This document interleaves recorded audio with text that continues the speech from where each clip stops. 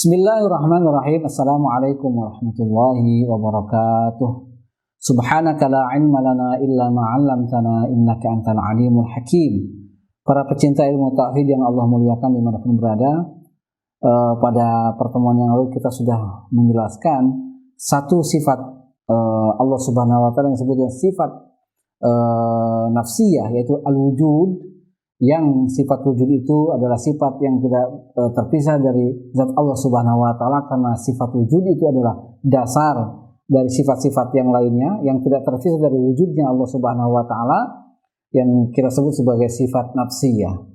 Kemudian kemarin sudah disebutkan bahwa setelah sifat nafsiyah ini kita akan menjelaskan apa yang disebut dengan sifat salbiyah. Nah, kita baca dulu baiknya seperti biasanya. Bismillahirrahmanirrahim. Wa dhi tusamma sifatan nafsiyah summa taliha khamsatun salbiyah wa hiyal qidam bidzati fa'lam wal baqa qiyamuhu bi nafsihi niltat tuqa takhalufun lil ghairi wahdaniyah fi dzati aw sifatihil aliyah. Ini kita baca 3 bait dulu. Bait yang pertama adalah kemarin menegaskan tentang sifat nafsiyah, yaitu al-wujud, ya kan? Kemudian di sini diikuti dengan menjelaskan sifat salbiyah. Apa sifat salbiyah? Yang disebut dengan sifat salbiyah ini adalah salbul akhiriyah atau salbul akhariyah.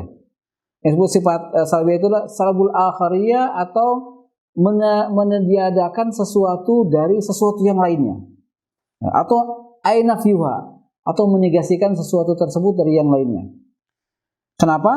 Annahu ta'ala, annahu ta'ala la akhara liwujudihi ta'ala. Karena zat Allah Subhanahu wa taala tidak ada zat yang lain yang bersama sebagai sekutu zat Allah Subhanahu wa taala. Jadi annahu ta'ala la akhara liwujudihi ta'ala. Allah Subhanahu wa taala tidak memiliki partner gitu pada zatnya. Seperti kalau kita manusia memiliki partner, kita ada manusia yang lainnya. Tapi kalau zat Allah Subhanahu wa taala dengan kemahaesaannya, dia tidak memiliki partner atau tidak memiliki lain dari zatnya gitu. Nah, di sini disebutkan li'anna ma thabata qadamuhu atau li'anna ma thabata qidamuhu istahala adamuhu.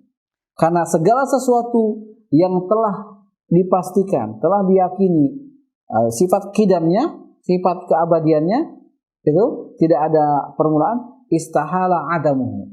Jadi segala sesuatu yang pasti qadim, ya kan, atau bersifat qidam, maka mustahil memiliki sifat tiada, mustahil akan berakhir. Maka segala sesuatu ini sebaliknya, segala sesuatu yang memiliki awal maka pasti memiliki akhir. Nah, wa illa la jaza alaihi al-adam. Nah, kalau misalnya tidak seperti itu, maka boleh berarti kalau kita tidak mengatakan mustahil ada ada akhir bagi sesuatu yang qadim, maka berarti dia boleh tidak ada. Nah, fayahtaju ila murajjihin fayakunu hadisan la qadiman. Maka akan, kemarin sudah kita jelaskan tentang dia akan membutuhkan pada murajjih lagi dari ada dan tidak adanya. Bagaimana sesuatu dari tidak ada menjadi ada, dan yang mengadakan ini disebut dengan murajjih di antara dua sisi mungkin ada dan mungkin tidak ada. Kemudian ada murajjih sehingga sesuatu yang mungkin itu menjadi ada karena ada murajjih tersebut gitu.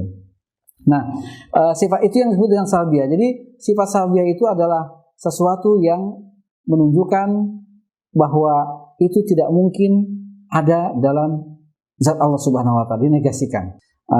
Sifat salbiyah itu pertama adalah al-qidam tadi.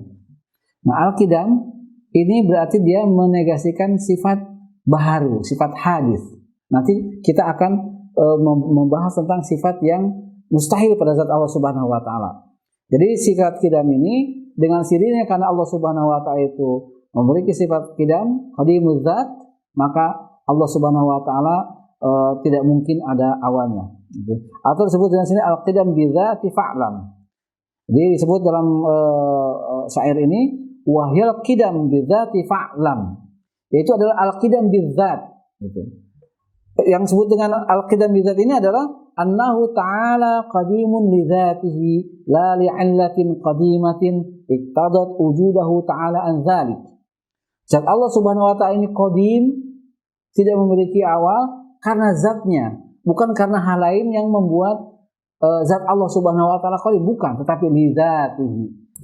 Jadi yang kalau misalnya sesuatu ya, zat yang kita yakini sebagai Tuhan gitu, kemudian kita meyakini bahwa qadim tapi bukan bizat, tapi karena ada zat lain yang membuatnya qadim, berarti zat yang kita yakini bukan Tuhan, maka Tuhan itu adalah zat yang membuat zat ini adalah qadim gitu. Jadi misalnya ini zat yang kita yakini sebagai Tuhan, memiliki sifat qadim, tapi qadimnya itu bukan bizat, karena ada zat lain yang membuatnya qadim. Maka Tuhan itu bukan Tuhan, berarti Tuhan itu adalah berarti yang membuat zat ini qadim gitu. Nah, di sini dijelaskan wa ma'na qidam salbul awaliyah. Jadi menegasikan adanya permulaan. Itu yang disebut dengan qadim. Bagaimana penjelasannya? Ai annahu ta'ala la awwala liwujudi. Bahwa zat Allah Subhanahu wa taala itu mustahil gitu, memiliki awal untuk kewujudannya, karena qidam, kalau tidak qidam berarti hadis gitu kan. Nah, idlau lam yakun qadiman, karena jika zat Allah Subhanahu wa taala tidak qadim, lakana hadisan ta'ala an dzalik, maka berarti zat Allah Subhanahu wa taala itu hadis, na'udzubillah. Berarti kalau hadis bukan Tuhan, bukan Allah Subhanahu wa taala. Karena Allah Subhanahu wa taala yang kita imani adalah zat yang qadim, memiliki sifat qidam, tidak memiliki awal, tidak memiliki permulaan. Itu adalah zat Allah Subhanahu wa taala. Wahyal qidam bi dzati fa'lam, itu kan itu adalah merupakan sifat yang pertama dari sifat sahabat itu adalah al-qidam bi dzati fa'lam. Ini tidak berarti bermakna menurut sebagian orang bahwa qidam ini, kalau qidamnya dengan yang lain yang membuat dia qidam tidak memiliki awal, bagaimana? Ini disebut di sini disebutkan kalau misalnya zat Allah Subhanahu wa taala tidak qidam, maka dia akan membutuhkan yang lainnya, lagi, ini lagi membutuhkannya, kemudian akan terjadi yang namanya dengan tasalsul. Nanti ada penjelasan khusus tentang apa itu daur dan tasalsul. Tidak mungkin di alam raya ini terjadi daur dan tasalsul. Jadi misalnya daur itu adalah, tasalsul itu adalah A diciptakan B, diciptakan ini, tidak mungkin sampai kemudian tidak ada ujungnya gitu. Mesti akan berhenti pada satu zat yang tidak ada awalnya. Nah, zat yang tidak awalnya ini adalah disebut dengan zat Allah Subhanahu wa taala yang memiliki sifat qidam. Yang tadi itu nafyul awwaliyah, menegasikan kebermulaan dari zat Allah Subhanahu wa taala. Nah, inilah zat Allah Subhanahu wa taala yang kita imani sebagai zat yang berbeda dengan makhluknya, karena zat makhluknya semuanya memiliki permulaan, memiliki awal dan memiliki akhir. Sedangkan zat Allah Subhanahu wa taala ini qadim, tidak memiliki permulaan dan juga tidak memiliki akhir, yang akan dijelaskan pada sifat salbiyah berikutnya pada episode yang akan datang.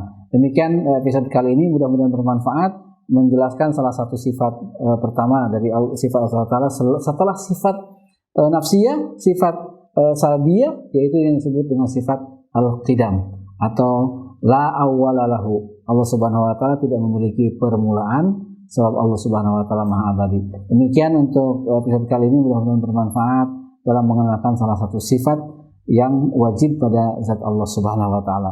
Wabillahi taufiq wal hidayah. Wassalamualaikum warahmatullahi wabarakatuh.